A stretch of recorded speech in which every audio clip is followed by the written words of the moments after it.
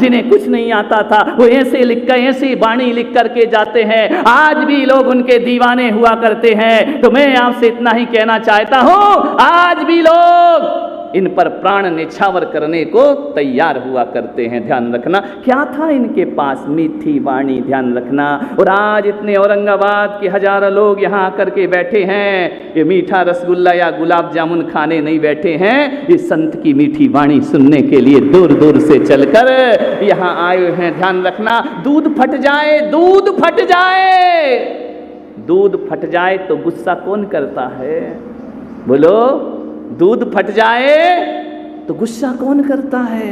बोलो देवियों, ललित पाटनी यहाँ इशारा मत करो, यदि देख ली ना तो इशारा किनारा कर देगा। तुम्हारा ध्यान रखना कि क्यों महाराज के सामने बड़े बन रहे थे, आओ अब घर में तुम। ध्यान रखना, दूध फटता है तो गुस्सा कौन करता है? मेरा एक प्रश्न है, पुरुष भी बता सकते, महिला भी बता सकती है। दूध फटता है तो गुस्सा कौन करता है? प्रकाश, फिर अपन तो करते ही नहीं है, इतनी हिम्मत भी नहीं है। क्या करें? जब पति भोजन करने बैठे और खाने में सब्जी की जगह बार बार अचार मांगे तो समझ लेना सब्जी में दम नहीं है। एक कली और अचार ला, एक पीस और अचार ला, इसका मतलब सब्जी में दम नहीं है। और सब्जी में दम नहीं है ये कहने का भी इनमें दम नहीं है। समझ में आ रहा है? हालात बड़े खराब हैं, ये कहने का भी दम नहीं है। वो दम इसलिए नहीं है कि तुम्हारी जिंदगी में हम नहीं हैं। ध्यान रखना, इसलिए हम बैठे अभी बोल दो, दूध फटता है तो नाराज कौन होता है? दूध फटता है तो गुस्सा कौन होता है? एक बात याद रखना, प्रश्न छोटा है, उत्तर बड़ा गहरा हुआ करता है। दूध फटता है तो गुस्सा कौन होता है? अरे ना नारी गुस्सा होती है, ना माँ गुस्सा होती है, ना पत्नी गुस्सा होती, ना पति गुस्सा होता है। दूध फटता है तो वो गुस्सा होता है जिसे फटे दूध को रसगुल्ला बनाना नहीं आता है, वो जीवन में गुस्सा हुआ करता है। जिसे छेना बनाना नहीं आता है, जिसे व्हाइट रसगुल्ले बनाने नहीं आते हैं, वो फटे दूध पे गुस्सा होता है। और जिसको बनाना आता है, दूध कितना भी फट जाए वो आनंद में जिया करता है। ध्यान रखिए, आपसे इतना ही निवेदन करता हूं, दिल टूटता है तो गुस्सा वो होता है जिसे टूटे हुए दिल को मनाना नहीं आया करता है। मनाना आ जाए तो नाराजगी अपने आप दूर हो जाएगा। मुझे तो आती है, मैं महावीर को डांट भी देता हूँ, प्रकाश को डांट भी देता हूँ, ललित पाटनी को डांट भी देता हूँ, लेकिन मैं चिंता नहीं करता क्योंकि मुझे मालूम है इन फटे दूधों से रसगुल्ला कैसे बनाना। समझ गए क्या? ऐसी बातें आपको डायरेक्ट समझ में आती है। हालांकि ये दूध फाड़ा मैंने नहीं है, ये रोज 8:30 बजे घर से ही फटके आते हैं। समझ गए क्या? मैं तो छेना बना देता हूँ, पनीर बना देता हूँ, मुझे क्या दिक्कत है? मान्य आपसे निवेदन, मीठा बोलो। बेजुबानों की बात क्या कहूँ, बेजुबानों की बात क्या कहूँ, हमने तो जुबान वाले बेजुबान होते देखे हैं। मान्य निवेदन है, कभी ख्याल किया ईश्वर ने, प्रकृति ने हमारे शरीर में आंखें कितनी दी हैं? 2। कान कितने दिए हैं? नाक एक मत बोलो, रामदेव बाबा का प्राणायाम खत्म हो जाएगा। नासापुट है, एक दायां स्वर एक बायां स्वर, बाबा कैसे करेगा? ऊपर नीचे ऊपर नीचे ऊपर नीचे। रामदेव बाबा का ध्यान रखो। ये महिलाओं के पास टाइम नहीं है फिर भी मेरे प्रवचन में आई। एक महिला को मैंने कहा क्यों प्रवचन में नहीं आती? बोले रात को 12 बजे तो एकता कपूर नहीं सोने देती, और सुबह से रामदेव बाबा उठा देते हैं। ध्यान रखिए, 4 बजे से नाक 2, हाथ 2, पैर 2, माइंड अरे 2 ना, एक छोटा एक बड़ा, उसमें भी एक। जूलॉजी पढ़ो जाके, ध्यान रखिए। मान्य 2 होते हैं हर चीज जीवन में। लेकिन एक बात याद रखना, प्रकृति की व्यवस्था, कुदरत की व्यवस्था देखो, जो 2 हैं उनसे एक काम करवाया जाता है। दोनों आंखें क्या करती हैं? काम तो एक ही है ना। कान कितने हैं? 2 हैं। काम कितना होता है? ये भी सुनता है और ये भी सुनता है। नाक 2 है, ऐसा तो नहीं है कि एक नाक सुगंध लेती है तो एक दुर्गंध लेती है, एक ही काम करते हैं दोनों, ध्यान रखिए। हाथ दो है, ये भी किसी को उठाते हैं, एक भी उठाता है दो भी उठाता है। पैर दो है, एक चलता है तो दूसरा चलता है, दो होने के बाद काम एक ही हुआ करते हैं। लेकिन एक बात याद रखना औरंगाबाद वालों, जुबान एक होती है। कितनी होती हैं? जो एक है उससे डबल काम, जो डबल है उससे एक काम। ध्यान रखना, जुबान अकेली है लेकिन दो काम होते हैं इसके, एक चखना और एक बकना। बकती है और क्या करती है? चखती है और बकती है। अफसोस इस बात का है, चखती मीठा मीठा है और बकती तीखा तीखा है। ध्यान रखिए, ये दो काम लिए जाते हैं इससे। समझ में आ रहा है? मान्य बात। दो कान एक जुबान, दो आंख एक जुबान। कभी विचार करना, दो कान एक जुबान, इसका मतलब होता है सुनो ज्यादा, सुनो ज्यादा, बोलो। ये कुदरत की देन है, सुनना ज्यादा और बोलना। और हम क्या करते हैं? बोलो बोलो बोलो, हैं? नहीं तुम अपनी बोलो। सुनना कम, लीलावती सारी लीला यही कराती, अंदर बैठी है मुख के अंदर। ध्यान रखना, यही हमारे दुखों का कारण है, यही हमारी अशांति का कारण है, यही हमारी बर्बादी का कारण है, यही हमारी सत्यानाशी का कारण है। जितने भी युद्ध हुए इतिहास में, सब जुबानों के युद्ध हुए हैं। ध्यान रखना। महाभारत कैसे हुई? अंधे का पुत्र अंधा द्रौपदी ने कह दिया, अत श्री महाभारत प्रस्तुत करता गोदरेज। ध्यान रखिए। रामायण काय की हुई? ना दशरथ जुबान देते, ना रामायण की रचना होती। ध्यान रखना, सारा खेल किसका है? इतिहास में जितनी भी लड़ाइयाँ हुई हैं ना, वो जुबान की लड़ाइयाँ हुई हैं। मैं आपसे निवेदन करना चाहता हूँ कि आज पूरे देश के जो हालात बने हैं, कहीं ना कहीं कोई ऊपर बैठकर जुबान खराब करता है और आदमी को आदमी से लड़ाने की बात किया करता है। ध्यान रखना, इंसान को इंसान से लड़ाने की बात करता है। मैं तो आज अमृत महोत्सव की शुभ बेला की पूर्व बेला पे इतना ही कह सकता हूँ कि मुफलिस को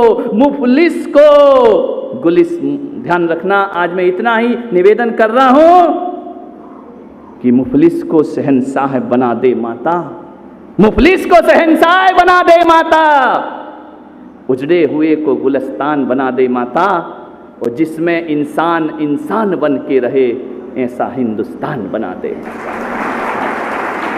न जाति हो न पाति हो, इंसान इंसान बन करके रहे। मान्यवर, विचार करना है।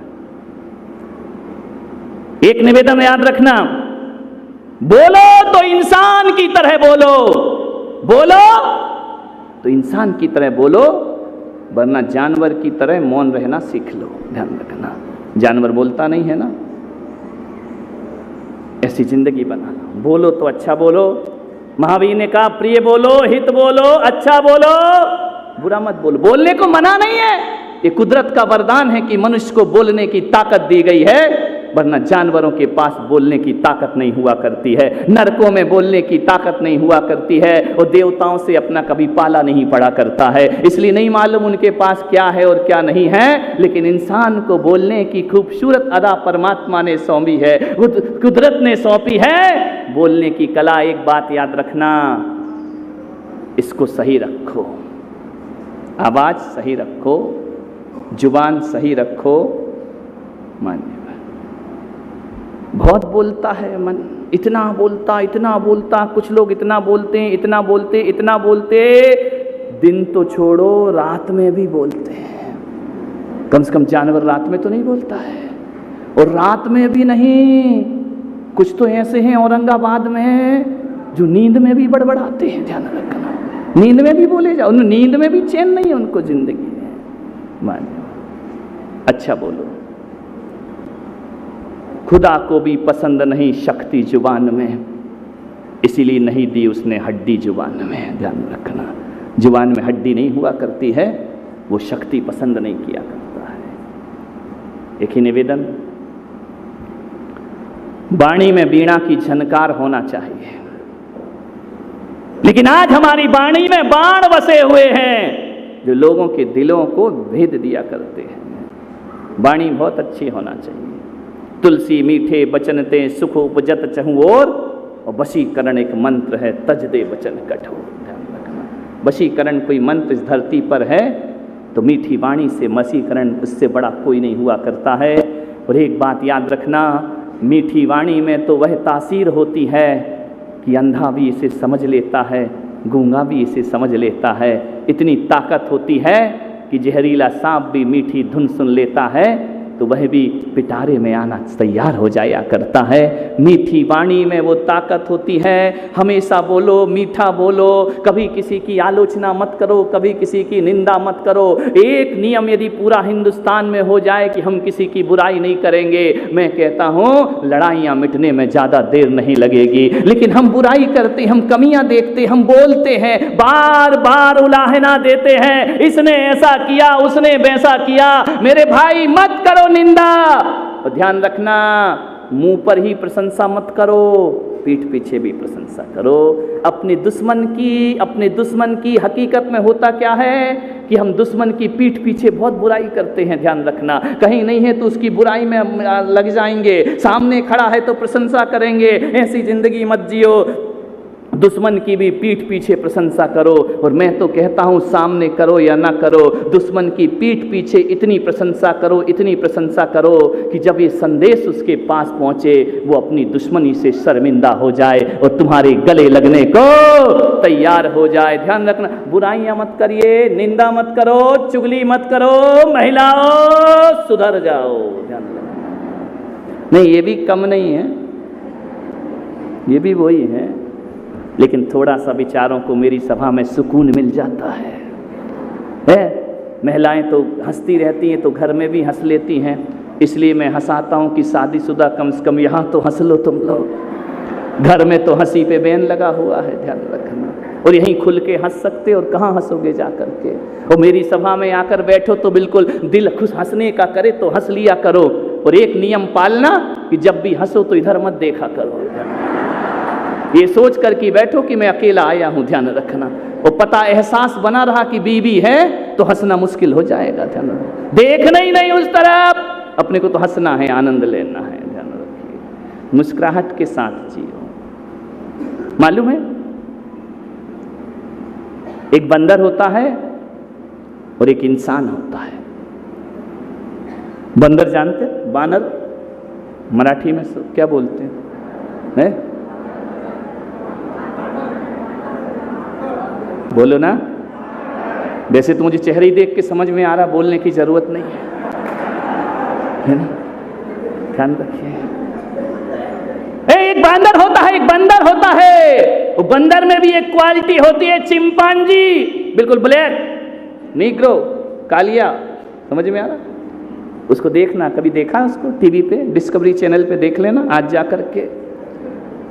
एक चिंपांजी होता है, उसकी पूरी हरकतें इंसान की तरह है। ध्यान रखें, आदमी की तरह होता है, बिल्कुल आदमी जैसा दिखता है, आदमी जैसा चलता है, आदमी जैसा खाता है। तुम हाथ मिलाओगे तो वो हाथ मिलाएगा। ध्यान रखना, तुम गले में हाथ डालोगे तो वो गले में हाथ डाल लेगा। हर चीज उसकी आदमी की जैसी है, सारे जीन्स उसके इंसान की तरह हैं। बस दो जगह मार खा गया, दो जगह मार खा गया।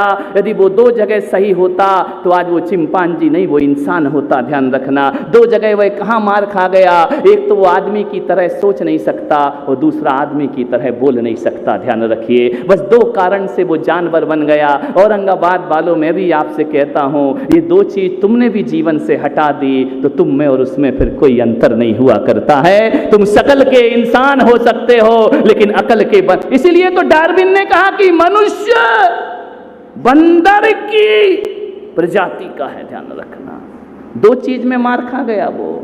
और यदि आपने भी मनुष्य की तरह बोलना नहीं सीखा और मनुष्य की तरह सोचना नहीं सीखा तो तुम भी, आपको डायरेक्ट समझ में आ रहा है, बोलने की जरूरत नहीं है। एक बात निवेदन कर रहा हूं, घर में यदि एक बहू ज्यादा सम्मान पाती है और दूसरी नहीं पाती है ना, तो उसका कारण ये नहीं है कि वो अमीर घर की है या दूसरी गरीब घर की है। और इसका कारण ये भी नहीं होता कि वो ज़्यादा दहेज लाई इसलिए सम्मान पा रही है, वो दहेज नहीं लाई इसलिए अपमान पा रही, ऐसा नहीं होता। मैंने जहाँ तक महसूस किया है तो इतना ही किया है कि दो बहुओं में से एक को ज़्यादा प्यार मिल रहा और एक को नहीं मिल रहा है, तो ध्यान रखना उसका कारण धन दौलत नहीं हुआ करता है। उसका कारण यदि कोई होता है तो जिसके पास कुछ नहीं है उसके पास मीठी जुबान है। वो जो बहू मीठा बोलती है सारे घर में राज किया करती है। और बड़े घर की दहेज लेकर आने के बाद भी बदसलूकी से बोले तो ध्यान रखना उसका घरों में राज नहीं हुआ करता है। महिलाओं से मेरा निवेदन है, लिपस्टिक कितनी भी लगा लो कोई सुंदरता नहीं आएगी। कोई एक खूबसूरत लड़की बहुत संवर के रहे वो सुंदर नहीं लगने वाली है। ध्यान रखना। एक बात, एक निवेदन, एक कुंवारे लोग बैठे हैं क्या? एक आध कोई कुंवारा बैठा हो? कुंवारे भी खड़े नहीं हो पा रहे हैं। अरे हो जाओ, मैं करा दूंगा। है कोई कुंवारा लड़का यहाँ पर? है? खड़ा हो जाए, घबरा नहीं। मैं कोई महाराज थोड़ी बना रहा हूँ। ऐसे घबरा रहे तो शादी क्या करोगे तुम? महाराज से घबरा रहे, बीवी से क्या करोगे? फिर उल्टे लटके रहोगे हमेशा। इसको माइक दो जरा, नाम बता बेटा, घबरा क्यों रहा है? आजकल तो लड़कियां नहीं घबराती हैं। हाँ, नाम बोल बेटा। नाम? शुभम अजमेरा। शुभम अजमेरा। शादी नहीं हुई? अरे माइक क्यों ले जा रहा है? तेरी बीवी का हिसाब थोड़ी पूछ रहे। हाँ, घबरा नहीं। घबरा क्यों रहा है? मैं हूं ना।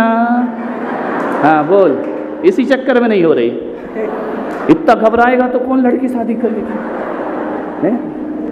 एक बात बता बेटा, क्या करते हो? माइक ऊपर कर। जॉब करता हूँ। जॉब करते हो। शादी नहीं हुई? हो नहीं रही या कर नहीं रहे? दोनों चक्कर हो सकते हैं। जो भी करोगे क्या मालूम, ये हमारे भारत का भविष्य है। अरे बोल, करेगा तो करेगा, डरना काहे को? शादी करना बुरी बात थोड़ी है। नहीं करेगा तो फिर इधर आ। एक बात का उत्तर दे दे, घबरा नहीं। मर्द को कभी घबराना नहीं चाहिए जिंदगी में। और भरी सभा में मैंने खड़ा किया है, काहे को घबराना जिंदगी? यदि तुम्हारी शादी में कराऊं,